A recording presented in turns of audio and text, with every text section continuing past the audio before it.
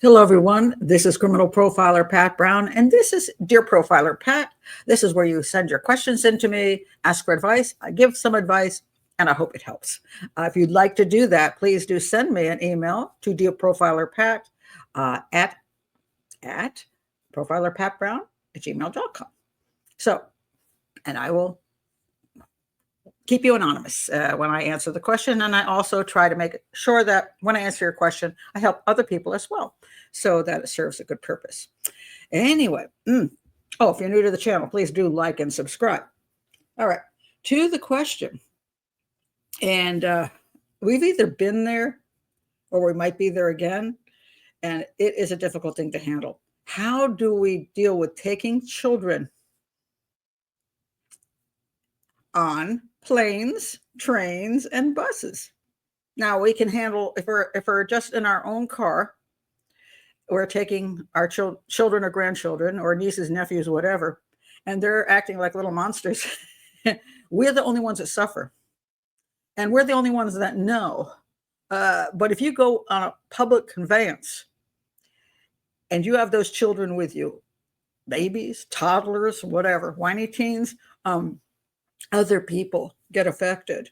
And although it's, we try to say things like, oh, children should be accepted everywhere. People aren't happy when your kids are making their lives miserable. And you're not happy because your kids are making their lives miserable along with you. And it's really hard to deal with. So this is the question I got. Dear Profiler Pat, this person is going on a trip where they are taking their children. And she says, one part of our trip is filling me with dread. In recent years, so many clips have surfaced of kids crying on planes and the general rage of those sitting around them.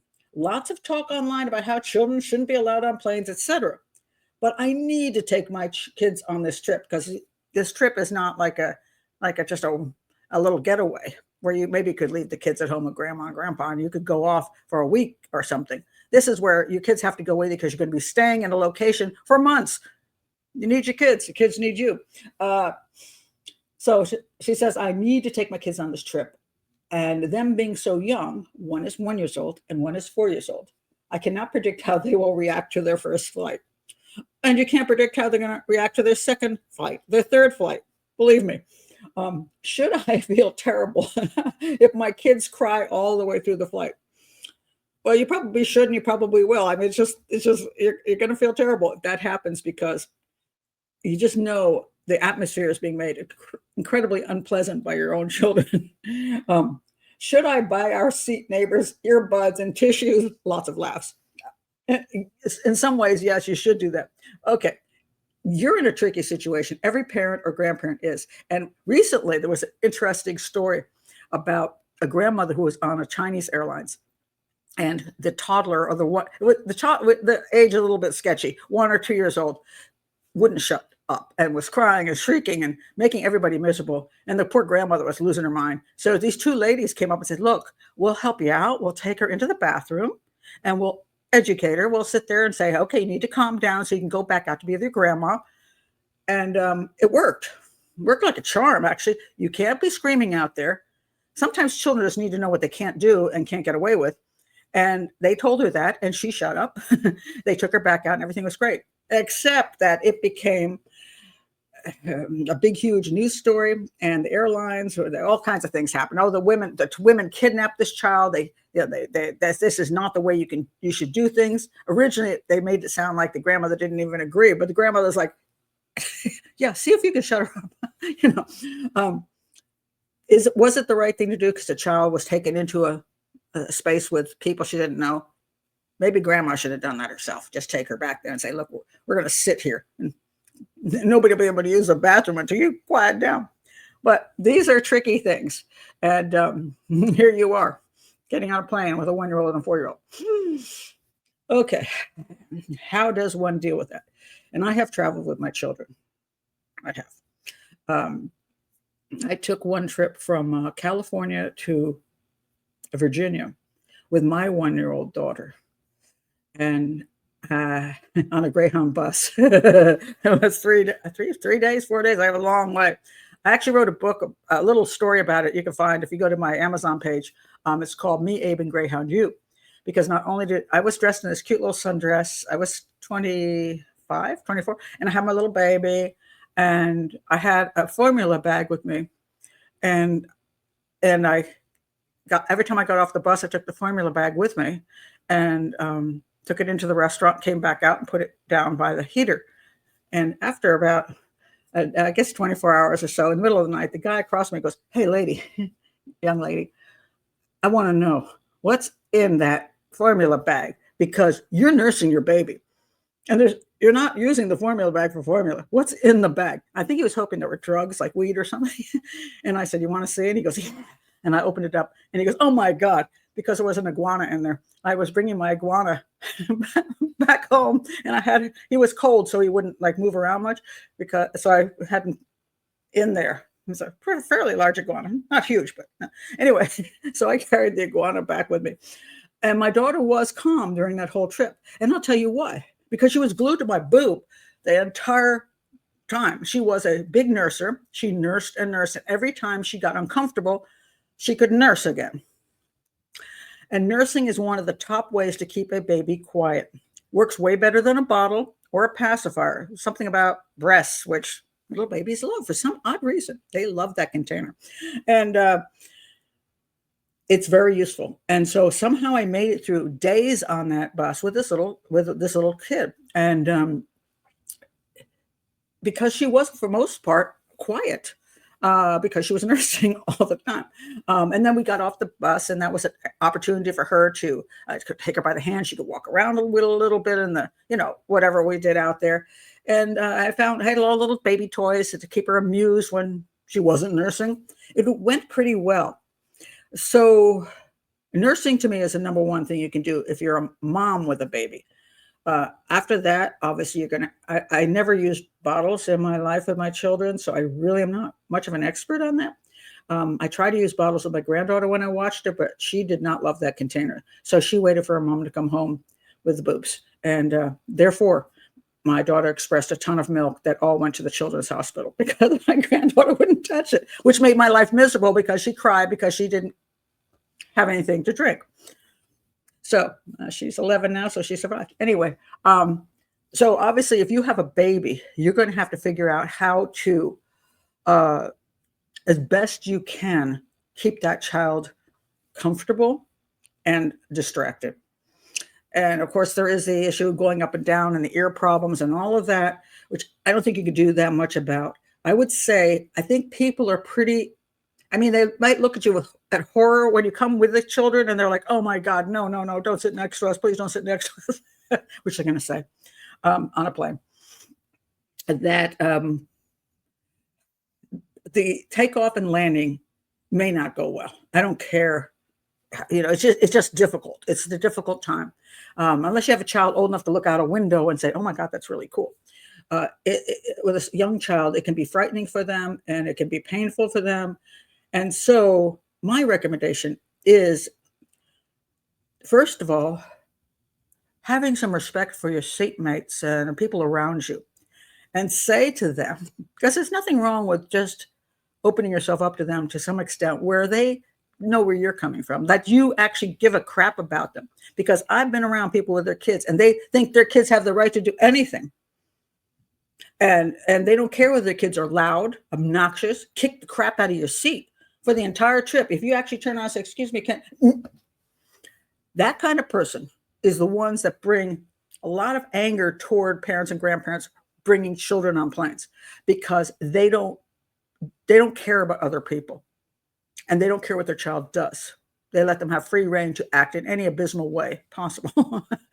So if you bring these children onto the plane and you say to some of your seatmates, "I'm going to do my best. I just want to say thank you if you can be kind, because I know nobody wants to sit near kids. We're going to do our best to make sure our children are as comfortable as possible and as quiet as possible. And anything you can, if we need to do something, please do tell us. And taking off and coming down may not be the most pleasant time. So please forgive us, for that moment." And when people talk to you that way, you feel for them. You're like, oh, okay, we're here for you. We're gonna even help you. We're gonna be kind towards you, because you care about us. So I always think the first thing to do is start off caring about the people around you, so that they don't think you just sitting there with your kids doing whatever, letting your bratty little children just make their lives miserable. And so start out with talking to the people around you and asking them if there's a problem. If my kid kicks your seat, let me know. I may miss it because I fell asleep and my kid is like whacking your seat. Please let me know so I can stop that. If my child is just really driving you nuts, let me know, and maybe one of us, if you're with a husband, one of us will get that child up, take that child for a walk down the aisle, carry that child, maybe go into the bathroom, do the we're not coming back out until you act right routine. And maybe, you might be in there a little long, but it might be worth doing, especially not with a 1-year-old. They don't know any better, but with a 4-year-old, definitely. Obviously, when people get on a plane, their children, if they've been well taught and are good or nice children, generally speaking, they're going to be pretty good on the plane as well, because they will respect you as a parent. They will follow along with what you say, and they will not think it's okay to have a temper tantrum. So I did travel with my children places, and I didn't have problems because they didn't have temper tantrums. Interesting enough, when I was in India, a lot of times I was on trains there, and people are pretty kind about children on trains, but those children have good behavior. A lot of the Indian kids know how to respect adults, and they don't throw temper tantrums. That's don't see much of that stuff. Therefore, you're around children, you didn't mind. But if you're on a train in the U.S. and you've got obnoxiously loud teenagers who don't give a crap about anybody else and think it's okay for them to say the F word constantly around you, and just you're an old lady, huh? That kind of thing, it's not pleasant. If you're on a plane and the person lets that kid kick their seat to death because a kid doesn't respect his own parents, so why should he respect you? It's miserable. And there's enough of those children out there where it can make you panic when you are one of the other people coming onto the plane, train, or a bus and say, oh my God, I'm going to have to deal with this. Instead of being able to relax, I have to deal with this. So start out, number one, make friends with your seatmates. 2, tell them, hey, if my child's doing something that's driving you nuts, please tell me quickly so I can take care of it. I may just be, not paying attention or fell asleep. Let me know. And of course, bring everything you can to keep that child happy, especially the 4-year-old. Obviously their snacks, their toys, whatever works, use it. And I'm not for electronic stuff, but on certain occasions, maybe it's useful, so do everything. And if there's 2 of you, and you're on a trip that's long enough that you can walk down those aisles, pick that kid up and move that child. Have to take them for a walk, do something with them so they're not sitting the entire time. And of course, if you're on a train, it's much, much easier. You can take the child down to the train. You can go to the food car. You can do all kinds of things. Trains are easier. Buses, you're stuck in your seat. It's even harder than a plane in that sense. So make sure that you have things that will keep your child as busy as possible. And also, before you get on that plane or train or bus, say, we're going to use, not for the 1-year-old, but for the 4-year-old and for the 10-year-old and for the 14-year-old, we are going to use behavior that is appropriate for where we're going. And I've seen a lot of times parents don't do that. I remember doing that with the library. I would take my kids to the library and I would say, we're going into the library. This is a place where people study, and what is required in the library? And they said, being quiet. I said, that is correct. So if you're going to talk, you're going to only whisper, and you're not going to run because it's not a playground. And my children would go in and act very nicely. And I've had a librarian say, your children are so well behaved. It's because I gave the same speech every time we went in, same speech for restaurants. Don't make other people in restaurants miserable with your kids. You're sitting there trying to have a lovely dinner and your kids are breadheads. It's a problem. So of course, before you get on the plane or any other location that's public, talk to your child and tell them you expect proper behavior, and then do everything you can to make sure that they're as comfortable as possible. So that's my number one recommendation. I will say this, you joke about the, should I buy our seatmates some earbuds? actually not a bad idea. There's those little squishy ones. You can buy a little package of squishy ones, and you can say, does anybody need one of these? They'll, first of all, laugh like you did, but some of them might actually take those little things and stick them in their ears because they didn't bring along with them any kind of noise canceling stuff. And that might just bring down the sound enough that they're trying to read a book or whatever, not watching a movie, of course, because then they have to, but that might just make it more comfortable for them. And here's what I take on a plane. These are Sony, they're sound canceling. I watch movies with them. And when I put them on, that plane sounds like I feel like I'm on a spaceship. It's dead silent. I can't hear anything. It's like nothing.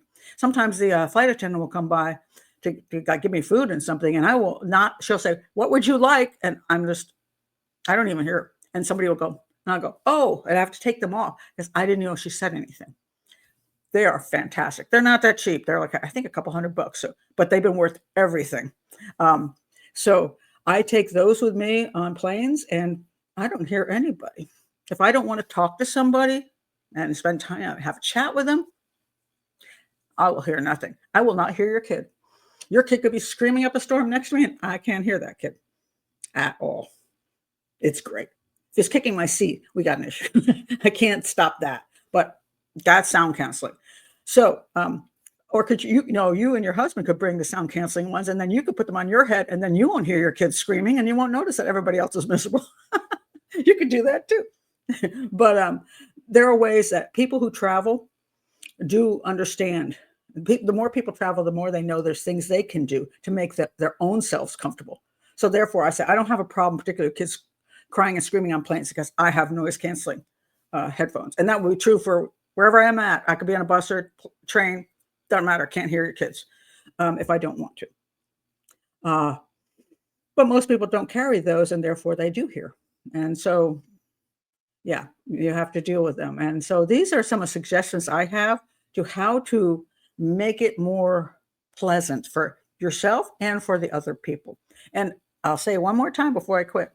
Respect the other people, because it's true that we're all taking a public thing, and kids should be able to fly and go places with their parents and grandparents. It's true. However, because it can make things unpleasant for other people, you should do your best, as best you can, to make the other people's experience tolerable. One more little story before I go. I went to a restaurant once. It was a fancy restaurant. Took my 3 kids. They were looked like little ragamuffins that day. And they were like, I don't know. They weren't that old. Maybe 6 and 8, maybe 5 and 7. I don't know. I had two boys out of 5, 2 girls that was 7. I think that's what it was, or 6 and 8. I can't remember. We went to this place for lunch, but it was a super fancy place. I was with my husband on a business trip type of thing. It was local, so we just went along. And when we came in, we saw this older couple, grandma and grandpa type, and they looked over in horror as we came in. And I could see that the look on their face. They're like, there goes our beautiful lunch. We were going to come here for a wonderful lunch, have our glasses of wine, this fantastic food. And now we've got these 3 little brats. I saw the look of horror. And I sat the children down and I said, do you see those people over there, grandma and grandpa? They're like your grandma and grandpa. And they're thinking, oh my God, these kids are going to make so much noise and make their lunch miserable. So why don't we do everything we can to make their lunch pleasant? And I said, let's whisper. Let's not let our utensils clank on the plate. Let's eat real quiet. And we did that. And that couple came over to our table and said, we just want to say thank you, and you have the best behaved children we've ever seen. And that really impressed my children. I said, see, you made grandma and grandpa happy. So if you're taking children in a public place and on public conveyances, help them understand other people around them don't want to be made miserable by them, and say they're like your grandma and grandpa, your aunts and uncles. Make their trip pleasant. Don't do things that upset them. Don't throw temper tantrums. Don't be loud. Don't be obnoxious. Don't do that. And your 4-year-old's old enough to understand it. 1-year-old. But so any of you who have kids or taking kids someplace, whether you're a parent or a grandparent or another relative, you do have a responsibility to have your children behave as well as they can. So, uh, those are my thoughts on this. Put your thoughts below for your travel experiences. I'll be curious to hear them. And thank you for being here again. Do like and subscribe, and I will see you with the next Dear Profiler Pat. Bye.